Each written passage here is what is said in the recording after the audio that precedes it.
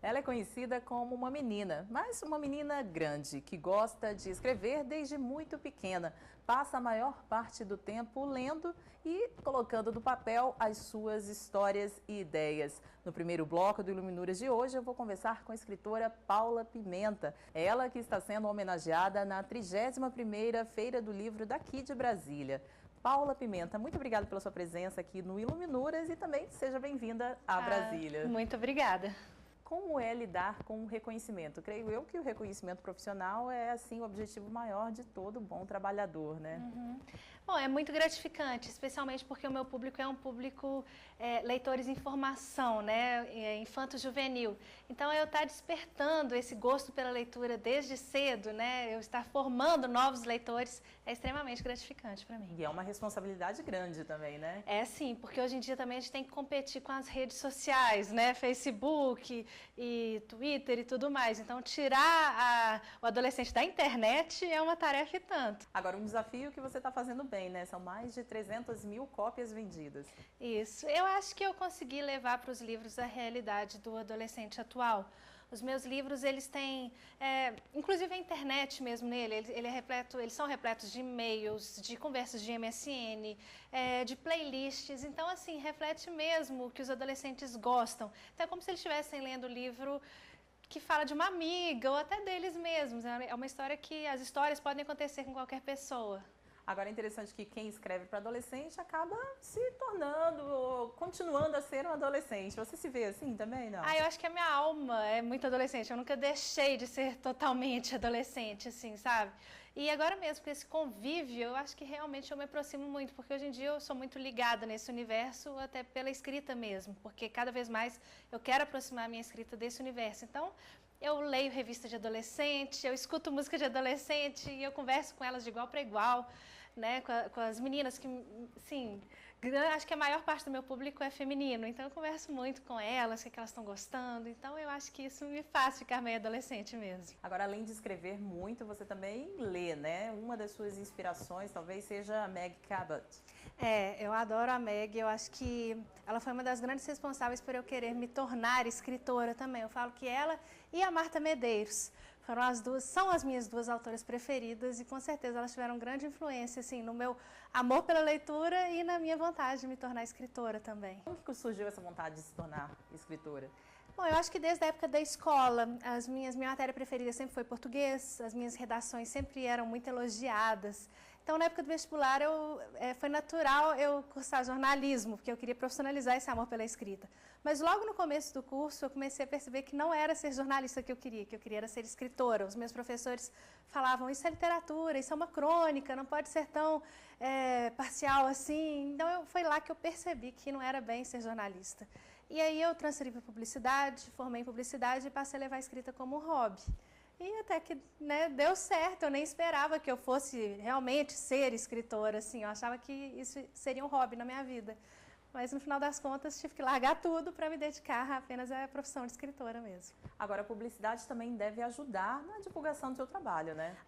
Com certeza, eu acho que hoje em dia eu uso muito a publicidade como marketing pessoal mesmo, né? Na divulgação.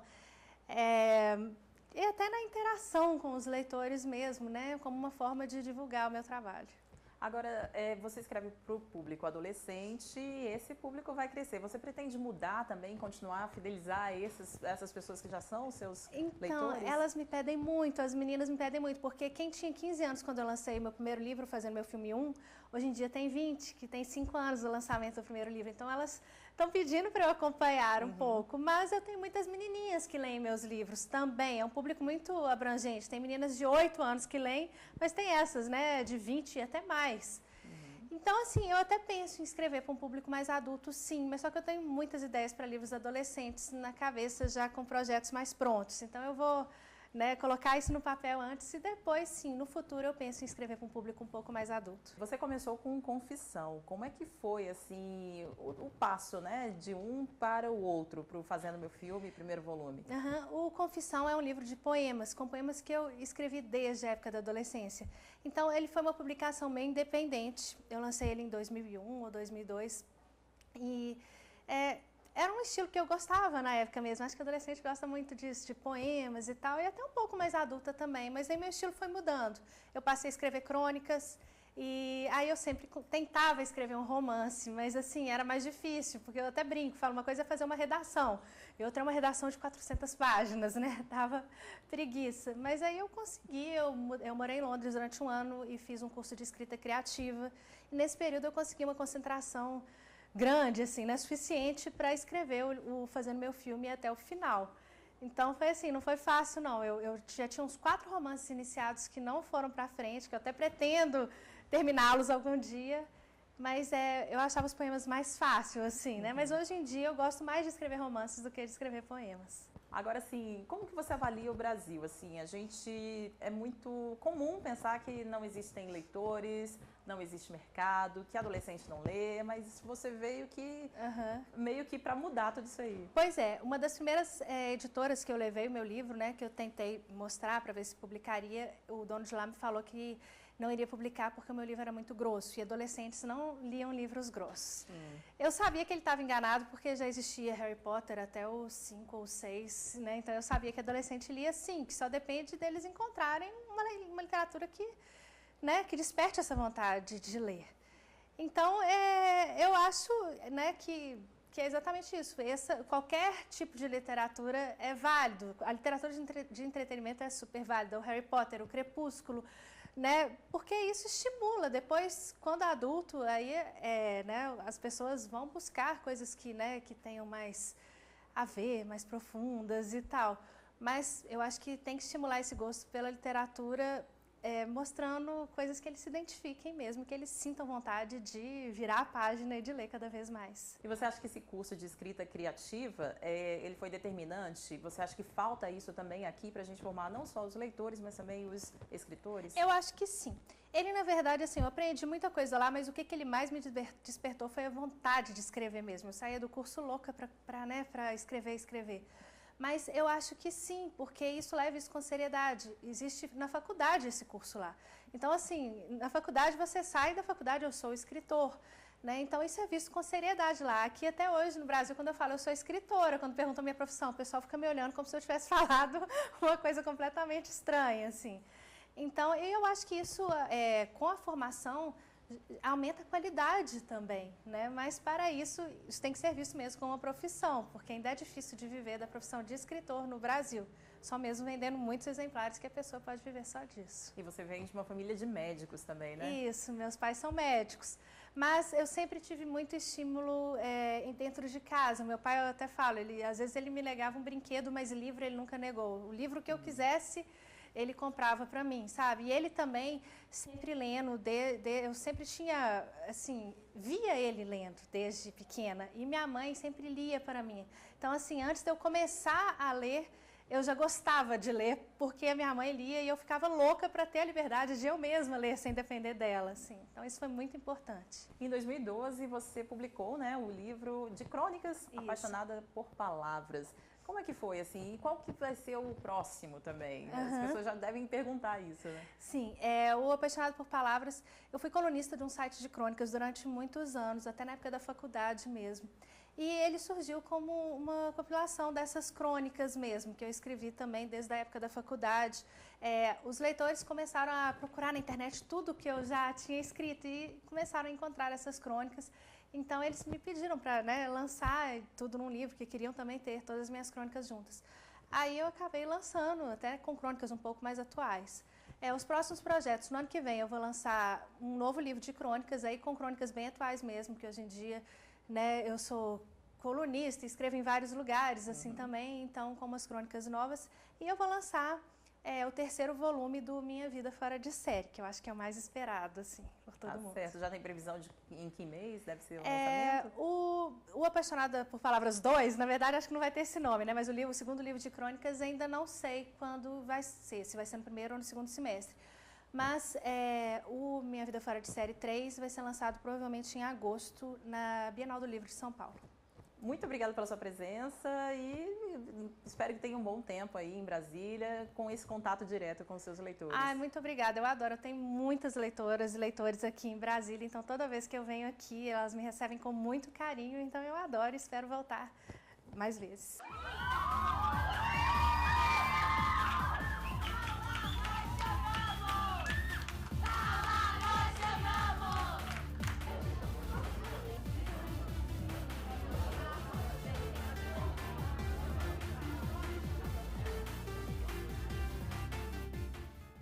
Tem gente que chega dentro do meu quarto e acha que eu tenho uma locadora. Já vem logo me pedindo um filme emprestado. Digo não, sem piscar. Não é egoísmo, mas tem uma história com cada um desses DVDs. E ver aquele buraco na estante me faz ter vontade de ligar de 1 em 1 minuto para perguntar se o filme está passando bem. Então, prefiro negar de cara. Aliás, preguei um anúncio na estante. Não dou, não empresto, não vendo. Mas você é bem-vindo aqui para assistir sempre que desejar. Princesa.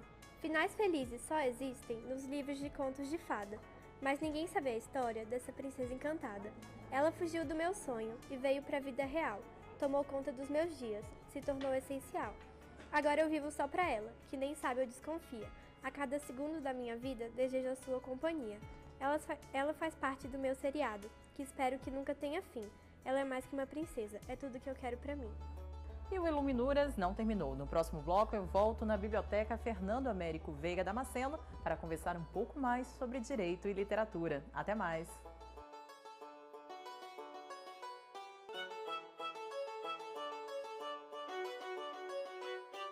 Ele é bacharel em Direito, especialista em processo penal e mestre em Criminologia. É também o autor do livro Investigação Criminal Especial e delegado da Polícia Federal. Eu converso agora com Célio Jacinto dos Santos. Célio, você é de Minas Gerais, né? Do sul de Minas, cidade de Areado. De que forma esse seu passado influenciou no gosto pela literatura? Influenciou bastante devido à vida em que eu levava, junto da minha família, o ambiente social em que eu convivi, numa escola de freiras, com uma família numerosa, com muitos primos, e isso acaba criando um ambiente propício para a gente mergulhar no mundo da ficção e se interessar pela literatura. E o que mais te marcou assim no início? Qual foi o primeiro livro que você se lembra de ter lido? O primeiro livro que eu li e que marcou bastante foi Vidas Secas, de Graciliano Ramos, ainda no ensino médio, durante os estudos que nós desenvolvíamos lá no Colégio de Freiras. E aquela narrativa de Graciliano Ramos, aquela vida muito hostil, a brutalidade do homem, do caboclo nordestino, acabou despertando o meu interesse pela leitura e o gosto pela leitura, e acabou me conduzindo para a leitura de outros autores também regionalistas. E esse regionalismo, talvez, você teve alguma identificação, assim, embora seja retratada a seca do Nordeste, mas trata-se também da dificuldade, né, desse mundo interiorano brasileiro. Houve alguma identificação com esse tema?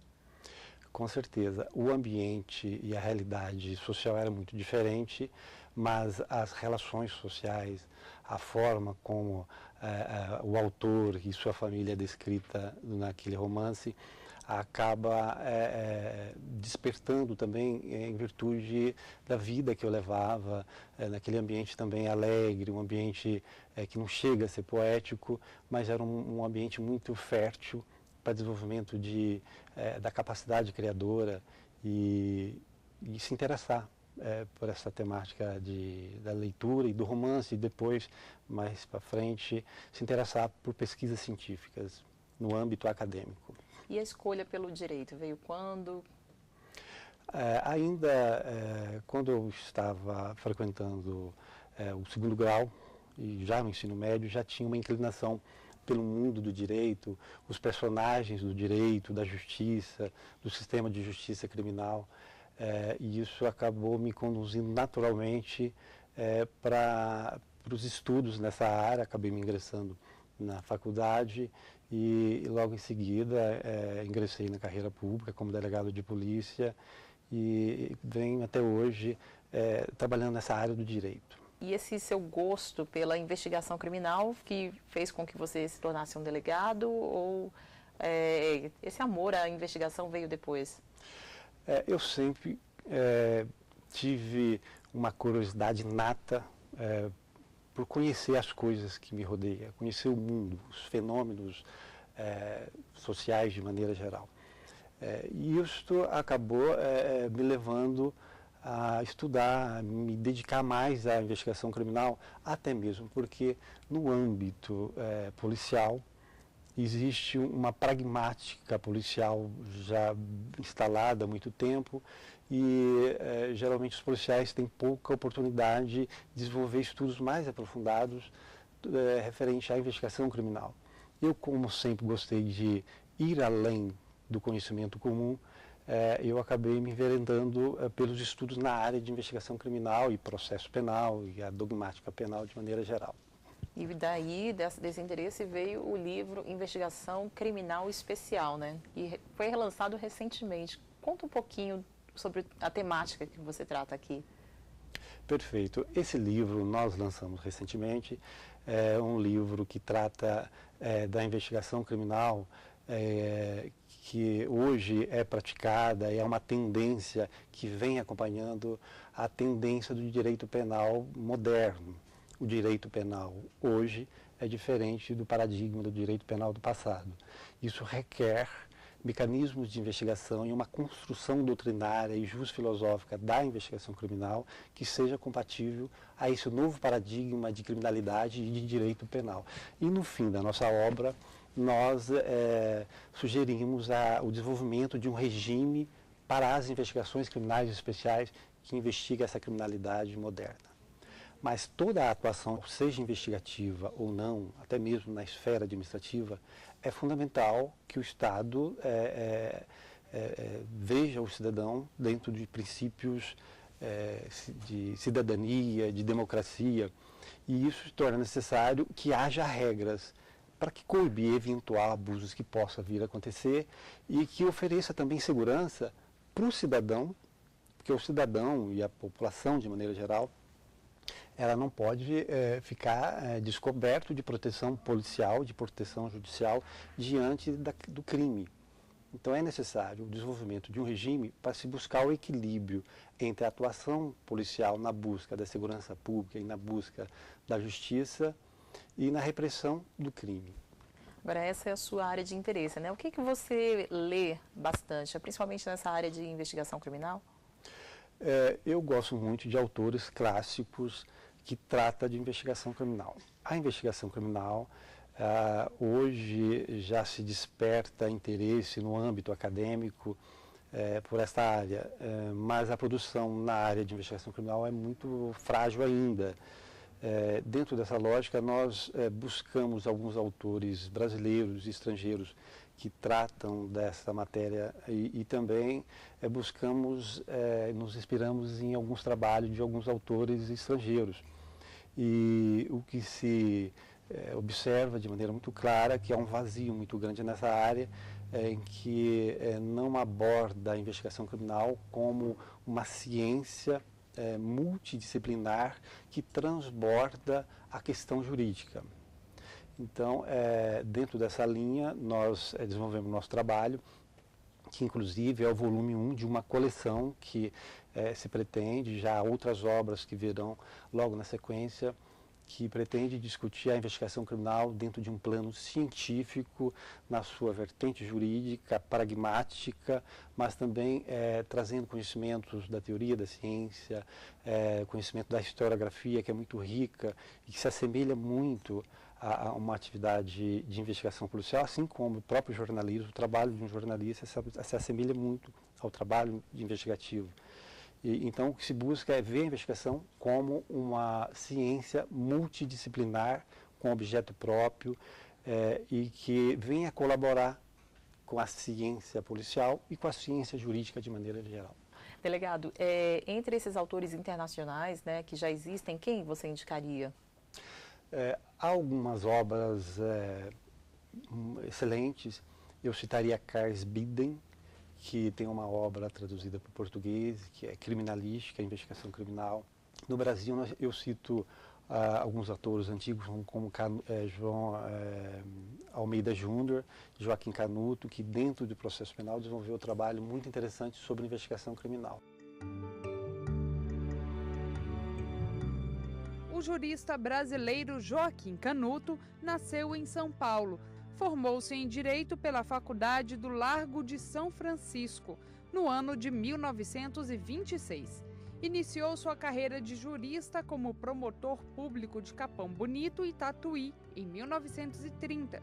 Foi nomeado Procurador-Geral da República em 20 de março de 1961 pelo presidente da República, Jânio Quadros, cargo que exerceu até 13 de setembro do mesmo ano.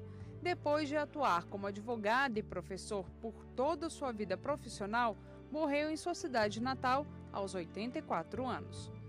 E nós temos também alguns autores contemporâneos brasileiros e estrangeiros que também trabalham a questão da investigação no plano mais jurídico, que é o caso da Anabela Miranda Rodrigues, que é uma autora portuguesa muito boa. No Brasil nós temos o professor Aurí Lopes Júnior, que escreve sobre investigação criminal também. E qual que é a importância da literatura na vida de um delegado? O delegado, no seu dia a dia, ele inspira a literatura e vice-versa.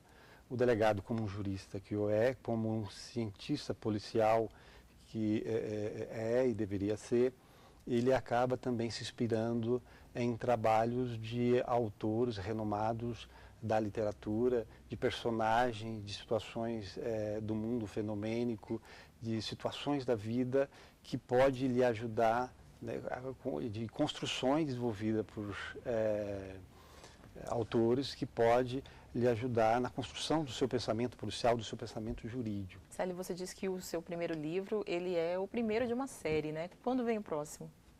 Nós pretendemos agora, em 2014, continuar trabalhando essa temática da investigação criminal e também nós trabalhamos junto com alguns colegas e nós já consideramos que há aqui em Brasília uma escola de investigação criminal composta por colegas da Polícia Federal, algumas pessoas ligadas à universidade que gostam do tema de investigação criminal e a estuda no plano científico.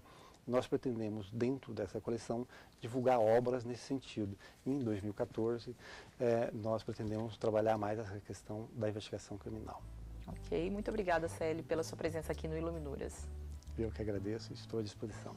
E o Iluminuras fica por aqui, mas você pode rever os programas no site da TV Justiça. Acesse www.tvjustiça.jus.br e na semana que vem, você já sabe, temos um encontro marcado com o direito e a literatura. Até mais!